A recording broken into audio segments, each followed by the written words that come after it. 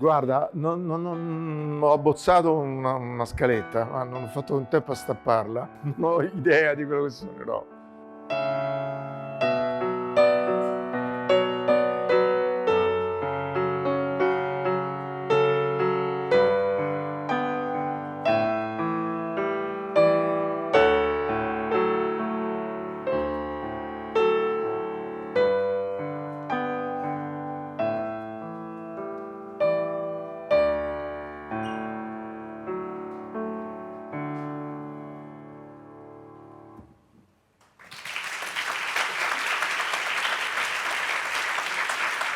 Un inizio meraviglioso.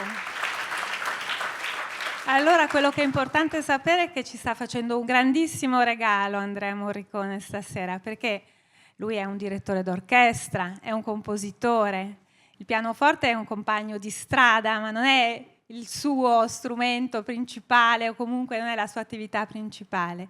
Quindi questa sera è un ritratto di musicista al pianoforte che ci offre e ci regala. Due facce della stessa medaglia, nel senso che quando uno insegna pianoforte, o nel mio caso, quando insegno pianoforte imparo, perché vuol dire che studio. Giuseppe Tornatore, Nuovo Cinema Paradiso, lo conosci?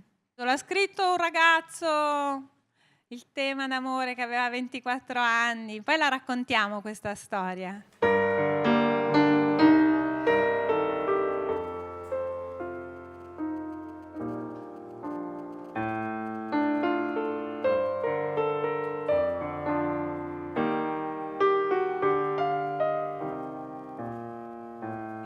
È il 1988.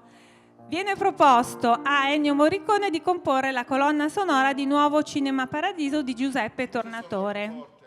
No, non disturbi. E lui dice no, assolutamente ho troppo da fare. Franco Cristaldi, il grande produttore cinematografico, lo chiama e dice no, Ennio, devi scriverla assolutamente. E lui accetta. Ma non so se avete presente il tema d'amore della scena dei baci, la storia è questa qui, così la raccontava Morricone. Per il tema d'amore Andrea aveva composto un tema bellissimo. Apportai solo alcune modifiche irrilevanti perché era già un'idea ottima. Insieme cofirmammo tutto il film. Andrea nel frattempo è diventato un bravo compositore, ha studiato anche direzione d'orchestra.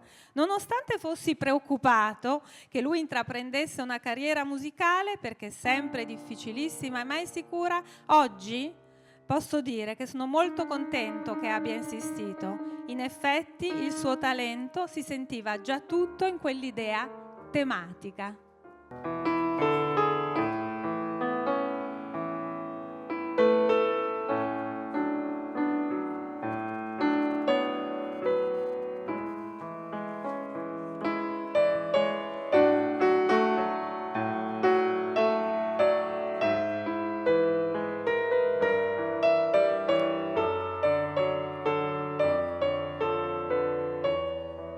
L'importante è sempre la qualità, diciamo, io non mi accontento mai, ho fatto così, molto esigente con me stesso e intransigente, esigenza e intransigente.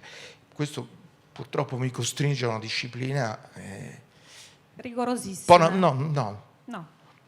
drammatica, un po' diverso.